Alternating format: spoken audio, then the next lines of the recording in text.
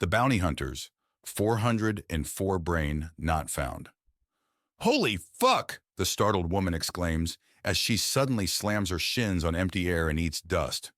A pair of massive weights then slam into her back and legs and pin her down as the invisible things she slammed into fade into view in the form of a pair of massive mottled green tails with comparatively delicate-looking woman crowning them.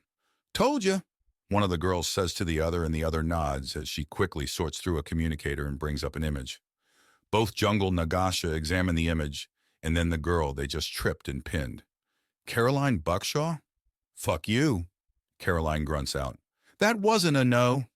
The girl with his communicator notes before she reaches down and brushes back a bit of hair to reveal a tattoo behind her left ear. We got her. All right then, Carol. Can we call you Carol? The Nagasha without the communicator asks. Fuck you both. We're too much woman for you. I am Elsie Sidewinder, and this is my cousin, also Elsie Sidewinder. Call me Elle, Elle says. No, you've got a bounty on your head for failing to show up to your proper court cases. Couple that with the fact you've been outright running from any and all off-worlders you've seen in the guards as well. How? We're with the Chainbreaker Bounty Hunters. We're two of the younger girls that signed up, and you are our first catch. Don't you feel proud? You're our bounty hunting cherry. Elsie, Elle complains. What? She is, Elsie says with a grin. Anyways, girl, your bounty is low and still in an easy payoff range. So do you want to be walked or dragged to the guardhouse? You're giving me the choice? We're nice like that, Elle says. Now, walking or dragging? Caroline tries a few more squirms to try and get out from under the coils and then collapses. I'll walk. Good girl, Elsie says. So, with this, that means everyone on the ship but our non-coms has officially bagged in a bounty. Nice, Airfarce remarks from nearby, and Caroline looks around to see where the randomly appearing man is. I'm behind you and in the blind spot. You're not seeing me until you're standing upright. It's good that we have everyone having helped bring a target in. It has benefits in more than just the money, but the mindset. Onyx agrees with him. Caroline is cuffed and hauled up so she can begin her walk to the station and is allowed to turn. She outright flinches at the sight of Onyx towering like a dark monolith highlighted with golden yellow. The wide smile with hundreds of teeth she's offered does nothing to make her feel safer. The fact that Jade, who's not much smaller but much more brightly colored, is nearby also grabs the attention before she blinks and looks around for the man again. A whistle has her look further down and then blink at the sight of the comparatively puny human between the two Canador. Why are you wearing a blanket? It's a serape, he says defensively. It looks fine, darling. Onyx assures him. I hope so. I know how to pull off anything while I've got an engine under my control. But standing around like a dingus? Airfarce asks, and Onyx pats him on the head as Jade muffles some laughter. All fly boys have to come to ground eventually. Considering space stations exist, that is categorically untrue. Airfarce answers and Onyx sighs. Wait, you crazy girls are hunting criminals with a man? Are you crazy? Caroline demands. Oh boy, here we go, Airfarce notes. Darling, I made that mistake once. He damn near scared the fur off of me the moment I challenged him on it. Yeah, that was fun, Airfarce says with a massive grin. Speaking of the van, has an autopilot now. I can call it here to shorten the trip. Please? Elle asks. All right, one ride coming up, he says, and he activates a device on his belt that starts blinking under the serape. No, seriously, Tret. Human. Whatever. Why are you wearing a blanket? Why are you not wearing a blanket? Airfarce lobbies back, and the sheer childishness of the answer nearly stuns her. Why am I not? That's not an answer. Yes, it is. No, it's not. Yes, it is. It's a childish answer, but still an answer. Gah, Caroline grunts out in fury as Airfarce chuckles. Dad, be nice, Jade chides him. No, and you can't make me, little lady. I'm half again as tall as you are, Jade protests. Still my little girl. Airfarce answers and Jade covers her face in her hands. Dad, she moans even as the van comes swooping in. All right, everyone in. I'm driving, Airfarce says, and Caroline has quickly walked into the van by the Elsie cousins and then even more people pile in, showing a small force that was clearly just waiting there to see if Caroline had any surprises for them whatsoever. The answer was no, and they have a very nice and calm ride to the police station for the Elsie cousins to slither in with Caroline between them and receive their pay. Okay. I didn't even see you put on the glasses. Jade accuses Airfarce, whose mirrored aviators hide his eyes well. But the stiff knot smile shows he's very much having fun. Put on? Oh, honey, you don't seem to understand. I always have my shades on when driving. Okay, 1. No.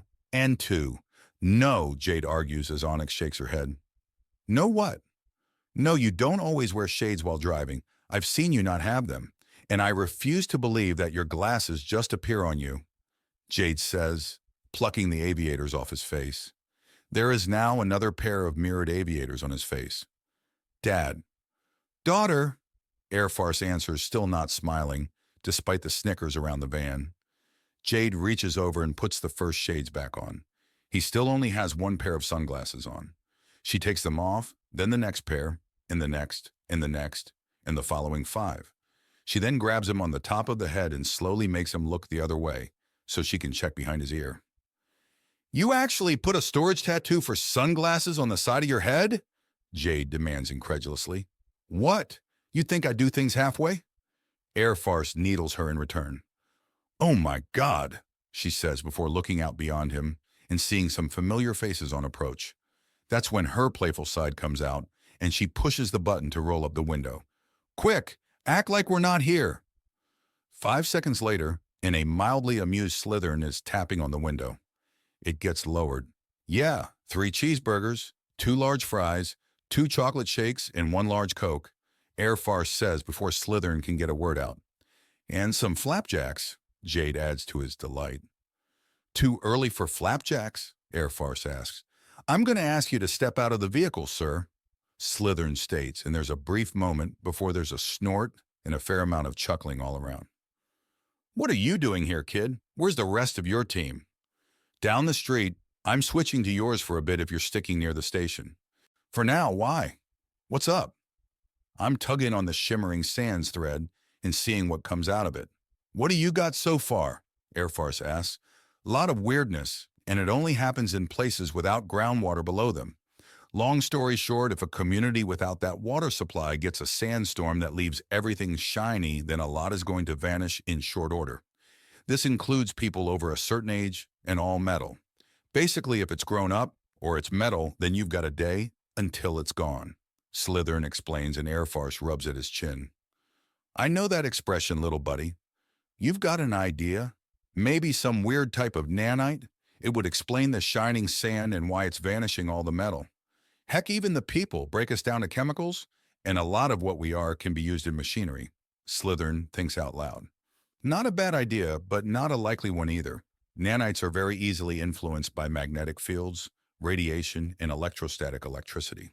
Something that the sandstorms of this world have in high amounts, well, 2 out of 3 at least, and the static and radiation would cook the nanites through easily. Not to mention they wouldn't spare communities like this spaceport just because of the water supply. Okay, but that leaves us with something weird hitting communities that makes everything shine before vanishing with the adults and metal. It avoids water and what? Well, let's think about the local water supply. What did we find in it? The children? You think they might have something to do with it? Slytherin asks. Not knowingly, but I'll wager that something they know will fit into some kind of shimmering sand pattern. It clearly has some relationship with water. And on this world, the water is the territory of the children, Airfarce says, and Slytherin nods in understanding. It makes sense, which is a dead end for now because it's not easy to talk to the children, and we're not to talk to them until the Empire has had proper introductions. That's right, which means you need to pull at the other threads it has, such as what it's taking. Why adults and not the young? Why metal? And where is it putting it all? Beyond an annihilation adept going to town, everything is effectively indestructible on some level. They can killed, broken apart, or remade into other things. But the atoms and molecules that compose them still exist. So where is this large amount of likely dead bodies in metal? I think we should scan the planet. That could take a while, though, and is probably best started with the blessing of the Imperial Army. Slithern considers. Again, good thinking, but there's still more information you can get here on the ground and likely right in that station, Airfarce says, pointing over his shoulder to the station. Survivors, Jade prompts and Airfarce nods. A timeline, too. Knowing how far back this weirdness has happened and how often it does is important, Slithern says. That's right. And if they tell you that no one has bothered scanning the ruins of these emptied and destroyed towns, then they're lying. Just because they weren't able to find answers didn't mean they didn't get any, or even all of the clues where they happened, what order they happened in, and especially where the first incident was are all massive clues. Can you think of anything else?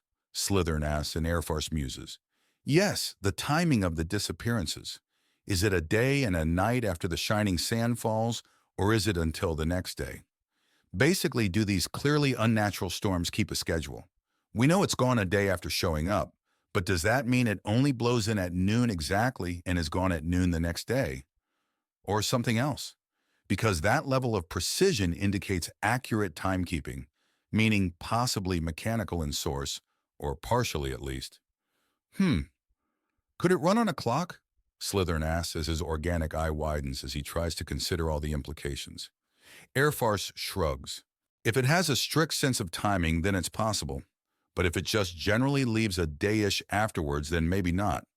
At this point, however, it's too early to really know what's going on. Keep your mind open and your senses sharp. However, you won't get that information from me. I'm just asking questions. There's a good chance there are answers in the station, though. Right, I'll hop to it, Slithern says. Can Nagasha even hop? Airfarce asks, and Slithern bounces a bit as he moves around the van. That doesn't count. Yes, it does, Slithern calls back even as Jade exits the van. I'm going with you. Why? It's a police station. I like to feel useful, Jade says. Well, if you're going to be useful, what does that leave me with? Slithern asks. Looking pretty? She asked with a shrug. Oh, yeah, the man who makes women faint is the face of things. Wonderful. Isn't that a good sign? Not when they're fainting in horror. Details.